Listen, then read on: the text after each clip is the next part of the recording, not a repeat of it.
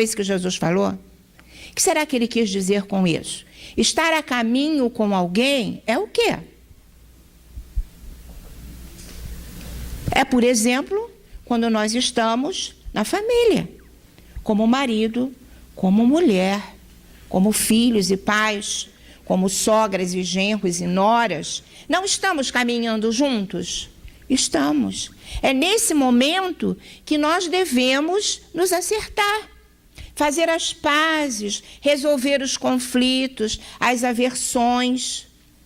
Por quê? Porque é esta oportunidade que Deus está nos dando. Vocês já imaginaram quanto trabalho dá para que todos nós nos encontrássemos na nossa família? O nosso avô, eu vou falar só dos avós, que aí fica mais fácil. O nosso avô teve que se encontrar com a nossa avó, não é?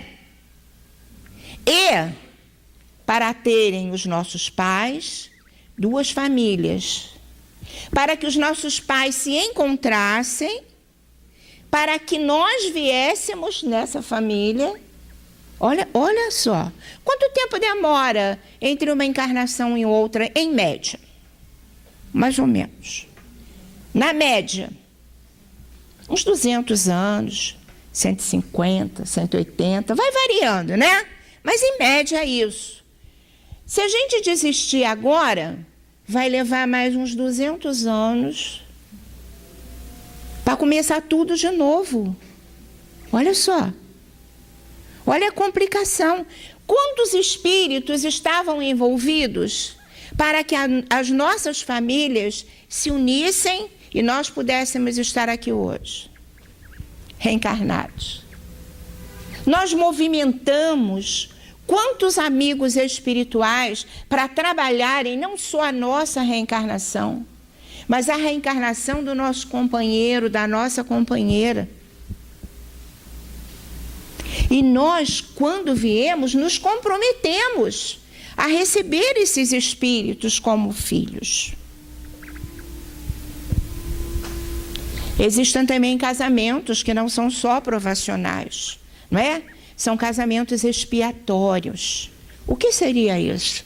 São casamentos que vieram, né, e se uniram compulsoriamente. Para quê? Para fazer as pazes, para se resolverem, mas aí os conflitos são maiores. É o que nós vamos ver, muitas vezes, violência doméstica, né? Até crimes, porque as pessoas, elas não conseguem superar as suas dificuldades, os seus ódios, os seus conflitos internos. E aí, nesse caso, realmente é melhor dar um tempo, não é? E jogar mais para frente esse reajuste. Mas André Luiz também nos fala que existem outros tipos de casamento, que são os casamentos afins, não é? E aí a gente pensa, o que é um casamento afim? Um casamento afim é aquele que, embora os dois, os cônjuges, tenham problemas a serem resolvidos, porque nesse planeta é muito difícil você encontrar um casal que não tenha problemas a serem resolvidos, né? Porém, que já tem uma consciência mais lúcida em relação ao que é um matrimônio, o que é uma família, e que os dois se comprometem em levar esse desafio até o fim, fortalecendo os laços familiares. Então, nesses casamentos, que são casamentos que a gente diz, não é? Aqueles que não se separam, aqueles que levam a termo o compromisso familiar, o compromisso conjugal, eles têm uma compreensão de quem são os seus filhos. E aí nós vamos pensar um pouquinho sobre isso. A finalidade do casamento é fortalecer os laços conjugais, né? Porque senão nós não iríamos compreender um casamento onde não houvesse a prole física, genética, não é? Mas também e principalmente dar a oportunidade a Deus, olha só o que eu estou falando, de que uns dos seus filhos possam voltar à Terra e reencarnarem. Ah, é? Então nós somos co-criadores? Somos sim. Quem são os nossos filhos? O que nós podemos oferecer aos nossos filhos? Às vezes a gente se surpreende com pessoas que choram, se lamentam, sentem uma culpa terrível, né? Pelo fracasso dos seus filhos. Vocês já viram isso, não é? Achando que eles são culpados, muitas vezes, do fracasso dos filhos. E choram, se lamentam, entram em depressão. E a gente pergunta aqui, o que nós damos para o nosso filho? O que nós oferecemos aos nossos filhos? Apenas a genética. Nós só oferecemos a eles a organização física através da genética, não é? Então, eles se parecem conosco fisicamente. A gente fala, nossa, sua cara, né? Por quê? Porque você deu a ele os genes para que ele pudesse vir à Terra. Mas ele é filho de Deus. Ele é um espírito.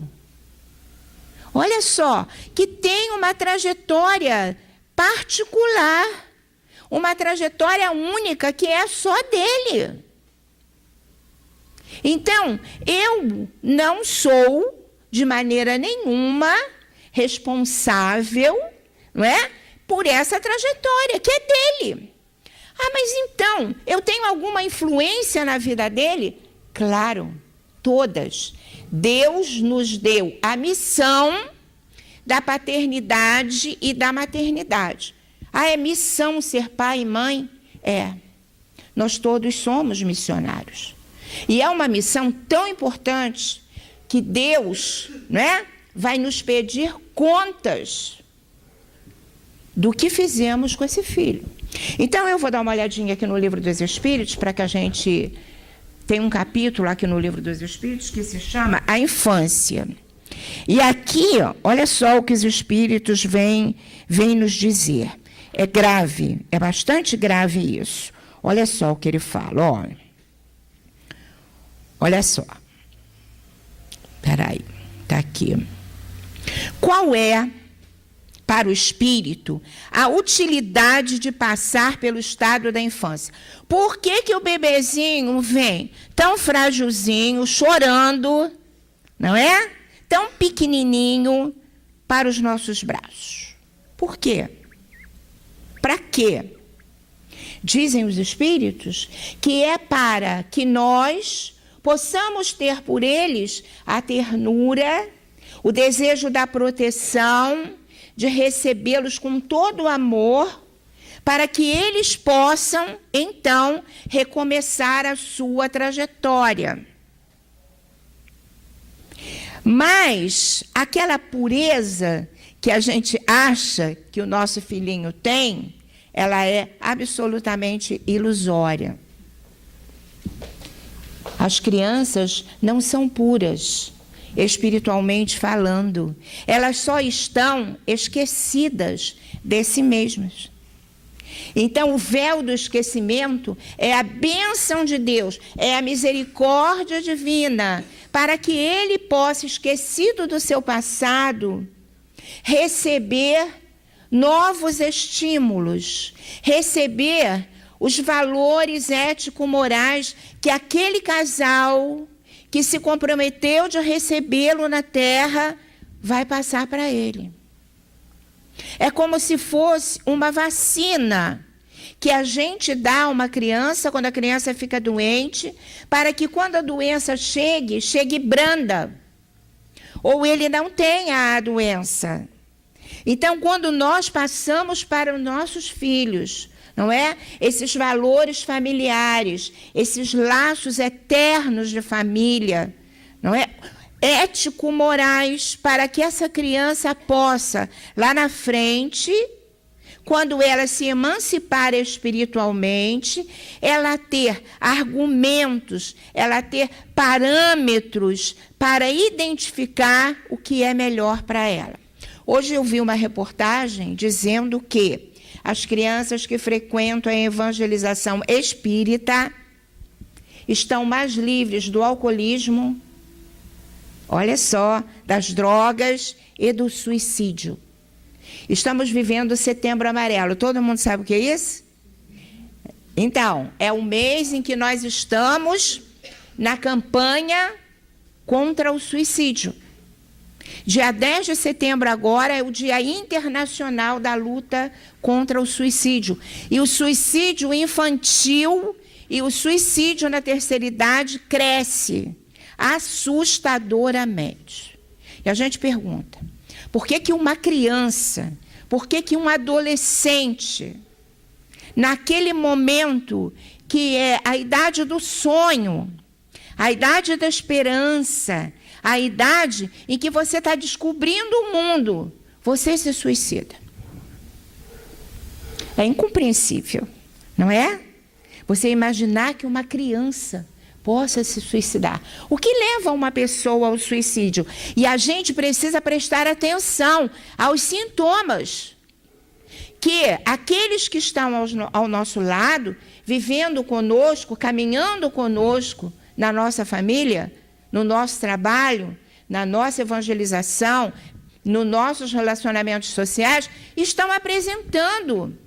Quando uma criança diz assim para você, eu queria dormir para sempre. Quando um adolescente diz para você, eu estou cheio dessa vida, eu queria ir-me embora, sumir daqui. A gente fala o quê? Rebelde, né? Rebelde. Ele é rebelde. Ele está sinalizando o quê? A desesperança. Ele está sinalizando o desconforto que ele está vivenciando naquele momento. E isso precisa ser valorizado. Então, muitas vezes, nós não valorizamos sintomas que a criança, que o adolescente está externando, não é? Através de conflitos que ele está vivenciando na família dele. Separações, desajustes, brigas, a falta da espiritualidade, não é? As conversas que a gente precisa ter com os nossos adolescentes, com as nossas crianças, as conversas íntimas, para que ele seja nosso amigo, possa desabafar os seus conflitos. Sabe por quê? Porque quando chegar lá na frente, a gente vai ver isso aqui, que os espíritos vêm nos alertar. Olha que pergunta, que resposta interessantíssima. Olha só. Questão 385 de O Livro dos Espíritos. Que é que motiva a mudança que se opera no caráter do indivíduo em certa idade, especialmente ao sair da adolescência? É que o espírito se modificou? A gente chega na família, às vezes no atendimento fraterno, vem a mãezinha, vem o pai e fala assim, eu não reconheço mais o meu filho. Não é? Às vezes a gente mesmo.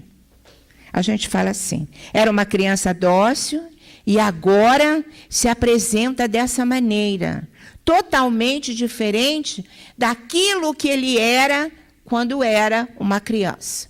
O que acontece? Gente, quando o espírito reencarnado, ele chega na faixa dos 14, 15, 16 anos, que começam as mudanças físicas, é a barba, né? É a mudança no corpo da menina, preparando-a para a maternidade, né? A voz que vai se modificando. Não é só o físico que se modifica, não. Ele começa a recuperar o quê? A sua verdadeira identidade espiritual. Sabe a mala? Ele começa a abrir a mala. E ele vai trazer para a sua experiência nesta vida comportamentos, ideias, não é? Valores que são dele, espírito imortal. E se os pais ou aqueles que estavam imbuídos de prepará-lo para a vida não cuidaram disso na infância, ele não vai ter parâmetros, ele não vai ter com o que repensar a sua trajetória. Mas quando ele é evangelizado, seja em que religião for, que ele precisa de religiosidade, de saber que ele é um espírito imortal, não é? De que existe uma finalidade nessa existência, de que ele não está aqui a passeio, de que ele tem compromissos com a vida como cidadão, como espírito, que existe um Deus de misericórdia, um Deus justo, não é? Que tudo que ele fizer de bom vai voltar para ele, e o que ele fizer de ruim também vai voltar para ele, porque a vida cobra. Se nós não informarmos o nosso filho, o nosso sobrinho, o nosso afilhado dessas coisas, estaremos cometendo um crime de omissão. Porque quando nós damos isso a ele, lá na frente, quando ele é convidado a utilizar uma droga, ele para e pensa: não posso. Eu aprendi que meu corpo é um templo sagrado. Eu aprendi que eu sou responsável pelo meu corpo. E ele vai dizer não para o colega. Ele vai dizer não para o traficante. Ele vai ter segurança naquele momento tão difícil para ele, e que é o desafio da vida, é o teste. Quando ele for convidado a cometer um delito, não é? Quando ele for convidado a praticar um suborno, ele vai ter parâmetros dentro da estrutura espiritual dele para dizer: não foi isso que eu aprendi com a minha mãe, com o meu pai. Não foi isso que eu aprendi na minha doutrina. E embora ele já esteja afastado daqui, muitas vezes se afasta por causa dos estudos, dos compromissos de trabalho, mas aquilo tudo já está nele. Ele já incorporou aquilo e ele vai se tornar um homem de bem. Esses são os laços de família que nós somos convidados por Deus a construir. Então, a campanha da Federação Espírita Brasileira vem nos pedir o quê? Aperte mais esse laço, não é? Precisamos apertar esses laços. Olhar para o nosso filho. Gente, às vezes eu fico muito triste, sabe? Quando eu vejo hoje crianças que não têm tempo nem para brincar. São tantos compromissos. Ela vai para a escola, da escola ela vai para a explicadora, da explicadora ela vai para o balé, para o judô, para a capoeira, para não sei para onde, para isso, para aquilo. Ela chega em casa exausta, ela ainda tem o dever de casa para fazer. E o pai e a mãe começam a brigar porque ela tem que fazer o dever, não tem uma conversa, não tem uma pergunta: meu filho, como foi seu dia hoje? O que você fez hoje? Como foi na escola? Para que a criança tenha a oportunidade de se abrir, de conversar, de sentar numa mesa e jantar todo mundo junto, pelo menos jantar, todo mundo junto. Mas não, vai cada um para um lado. Em cada quarto tem uma televisão. A criança está com o tablet na mão. Você está falando com ela, está olhando para o tablet. Que geração será essa? Que vínculos familiares nós estamos construindo na nossa família? Não é? São coisas para nós repensarmos. O que estamos fazendo? Lá na frente vamos chorar, vamos nos arrepender amargamente. Porque aqui, olha só, o que a nossa doutrina nos avisa é isso aqui. Olha só, não conheceis o que a inocência das crianças oculta. Nós não sabemos quem são nossos filhos. Não sabemos.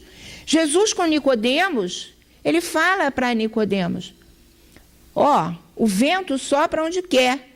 Não sabeis de onde ele vem nem para onde ele vai. Assim é com o Espírito. Não sabemos de onde nossos filhos vieram. Quais são os compromissos que eles trouxeram? E aí a gente olha agora e fala assim: nossa, esse espírito, esse governante é corrupto. Ele tem pai, ele tem mãe, ele é oriundo de uma família. Onde tem que ser criados os valores ético-morais? Hein? É na escola? Não. A escola ela é responsável pela instrução, pela cultura. Mas os valores ético-morais religiosos precisam ser dados pela família. Mas não tem tempo. Então, hoje é assim. Criança apresentou um problema, leva para o psicólogo, ou então leva para o atendimento fraterno, ou então leva para a psicopedagoga da escola. Não é assim? Hein? Ou então dá Ritalina para ela, porque ela é muito agitada. E aí, cada vez mais, ela vai ficando mais nervosa, mais agitada, mais comprometida com as coisas da matéria. E nós vamos chorar. E aí, olha só o que ele fala aqui, ó. Não sabeis o que elas são, nem o que foram, nem o que serão. Meu Deus, que é isso? Eu não sei quem é meu filho, nem de onde ele veio, nem para onde ele vai. Não sei. Não sei. Qual é o dia mais importante para ele, para mim, para todo mundo? É o hoje. É o hoje. É hoje que eu tenho na minha mão a oportunidade de educá-lo, de torná-lo um homem de bem. Mas eu não consigo. Consegue. Se você não conseguisse, Deus não ia deixar o filho dele na sua mão. Eu costumo sempre brincar. Olha só, já levaram o filho de alguém para passear? Vocês já levaram? Quando a gente chega no passeio com o filho dos outros, a gente toma mais conta do nosso filho ou do filho dos outros? Do filho dos outros. Não é? Fica de olho desesperada. Por quê? O que faz a gente ser assim? É um medo, né? Medo de quê? De que aconteça alguma coisa com a criança ou com o adolescente. E por que a gente tem esse medo? Porque no fim do passeio, o que vai acontecer? O pai e a mãe da criança vão recebê-lo de volta. A gente vai ter que dar conta, não vai? Só que todo mundo aqui está com o filho dos outros. Sabe por quê? O nosso filho não é nosso filho. É filho de Deus. E vai acontecer a mesma coisa. Quando nós desencarnarmos, Deus vai nos pedir conta do filho dele que ele colocou na nossa guarda. Nós estamos tomando conta dos filhos de Deus. E vamos prestar contas disso. Já pensaram? Já pensaram? Olha só. E aí continua o Espírito aqui, ó. Contudo, afeição lhes tendes, as acariciais como se fossem parcelas de vós mesmos, a tal ponto que se considera o amor que uma mãe consagra a seus filhos como o maior amor que um ser possa votar ao outro. As crianças são seres que Deus manda a novas existências. Para que não lhe possam imputar excessiva severidade, dá-lhes, então, todo aspecto de inocência. Aí a gente vai discutir um pouquinho sobre o que é o amor. Quando é que eu demonstro amor pelo meu filho? Hein? Quando eu deixo fazer tudo o que ele quer? É? Quando eu satisfaço todas as suas vontades? Quando eu me torno escrava ou escravo daquele serzinho? Isso não é amor. Isso não é amor. Isso é preguiça de educar. Amor de verdade é aquele que corrige, observa, não é? E educa para a vida. Eu não educo meu filho para mim. Eu educo meu filho para a vida. Eu não sei quem ele vai ser. Ele lá na frente, ele pode ser o presidente da República. E pensa bem, como é que eu gostaria que fosse o meu presidente da República? Essas qualidades, esses valores ético-morais que eu quero, eu tenho que imprimir no meu filho, porque ele pode ser o presidente de uma empresa. Olha só. Ele vai constituir uma família. Então, tudo que eu desejo, que eu admiro, eu tenho que imprimir no caráter do meu filho. E a infância, não é? Dizem os espíritos para nós que ele vem assim tão frágilzinho, porque é o momento mais sublime da existência, que é o momento em que aquela criança esquecida do seu passado, ela está suscetível de aprender coisas novas. Ela está ali pronta, como uma esponjinha, para absorver aqueles elementos educativos, espirituais, que eu vou passar para ele. Mas existe um problema também nisso grave, porque a criança, ela aprende, não é o que eu falo, é o que eu faço. É o meu exemplo que vai transformá-la. É a coerência que existe entre o meu falar, a minha prédica e a minha prática.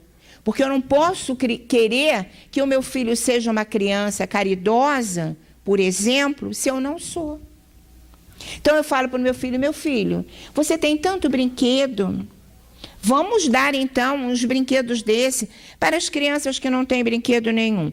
Eu estou agindo certo? Claro que eu estou. Eu estou querendo ensiná-lo a ser o quê? Caridoso. Mas eu mesmo não dou nada meu. O que vai acontecer com essa criança? Ela vai falar assim, ó, tem algo de errado nessa história, não é? Tem algo de errado.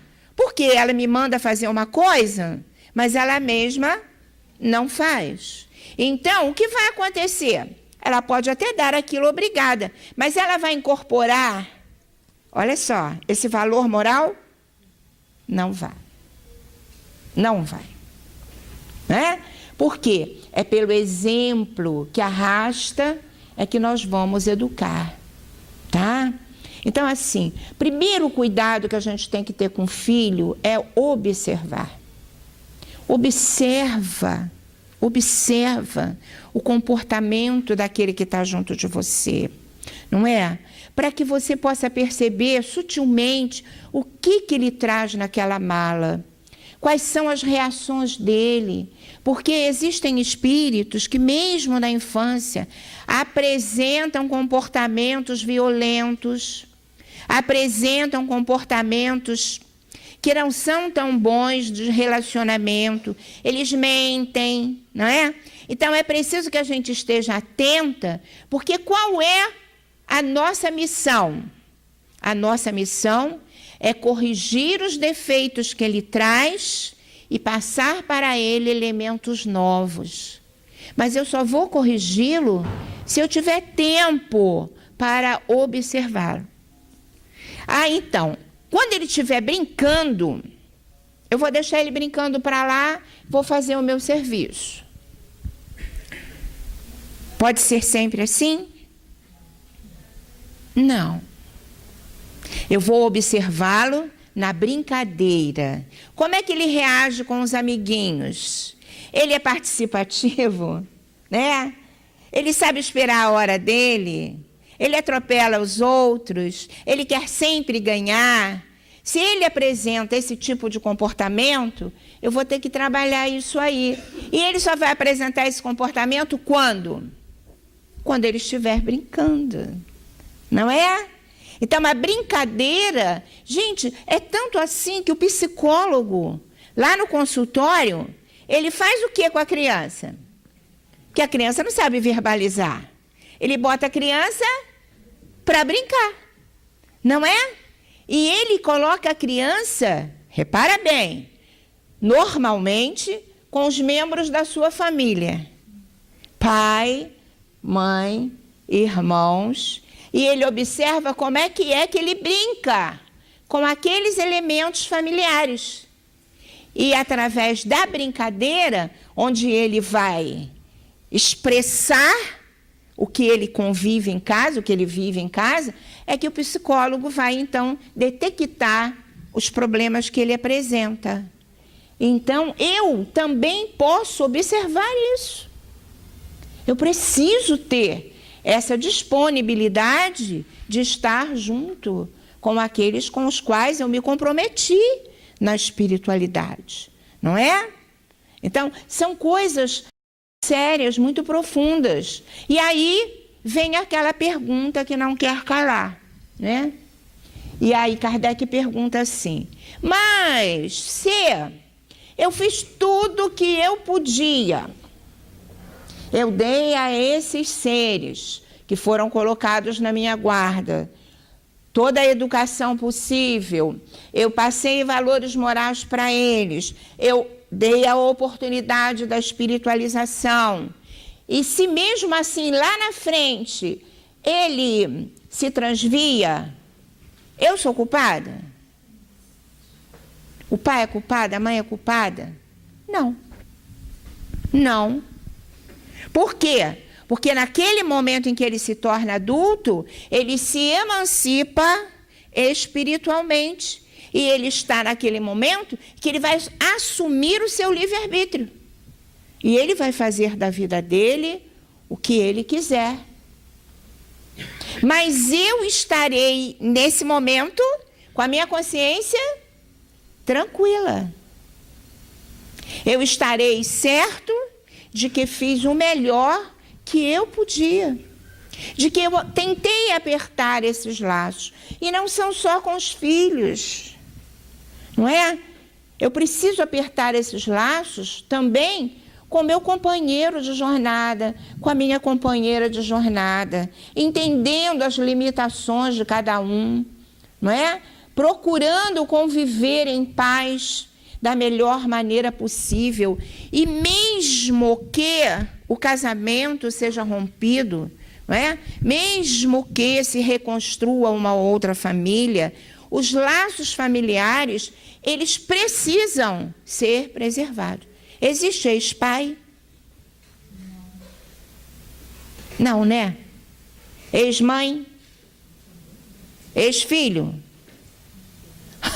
Olha só, a nossa própria língua já vem nos dizer que não existe. Não existe ex-pai, não existe ex-filho. A criança precisa compreender, e isso é extremamente importante, que pai e mãe se separaram, o marido e a mulher se separaram, mas o pai e a mãe permanecem.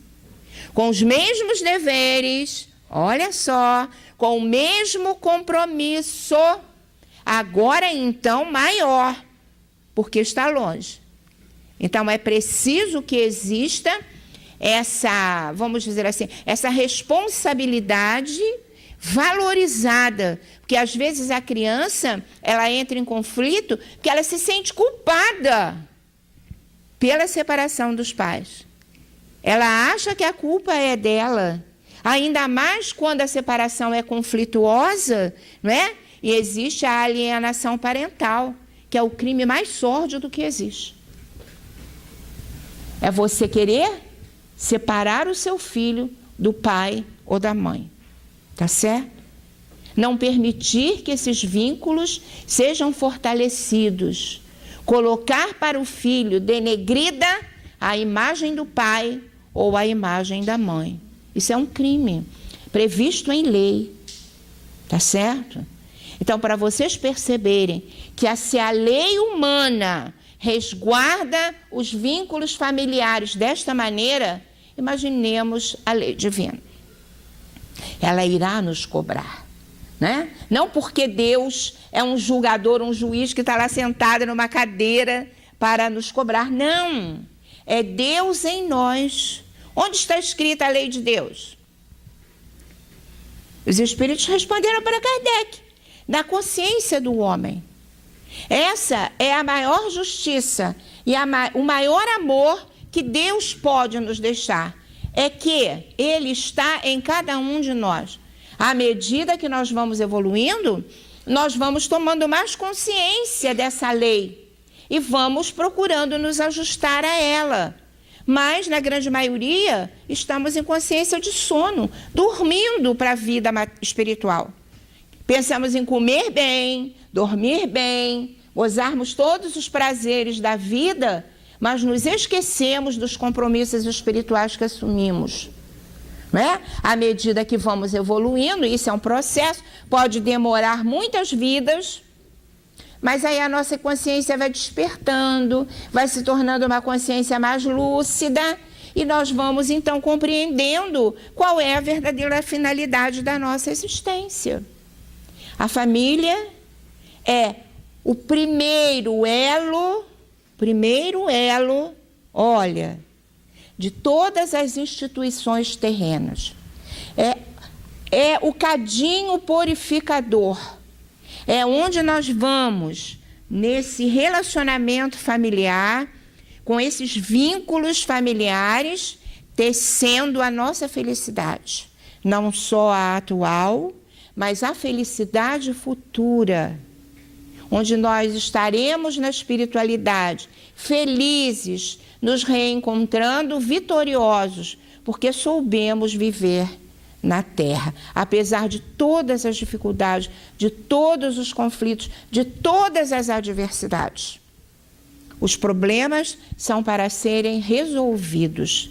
Nós temos, sim, na Terra, profissionais que vão nos ajudar nesse processo. Temos psicólogos familiares, não é? Que podem nos ajudar na reconstrução do nosso casamento, não é? Temos a casa espírita com seu atendimento fraterno, com o trabalho de passes, da água fluidificada. Busquemos todos os recursos à nossa mão, antes de tomarmos a decisão que muitas vezes precisamos tomar. Que Jesus nos abençoe, nos fortaleça, nos dê coragem, não é? Para sermos dignos de tudo aquilo que Deus espera de nós e nos concedeu como oportunidade sagrada. Que assim seja.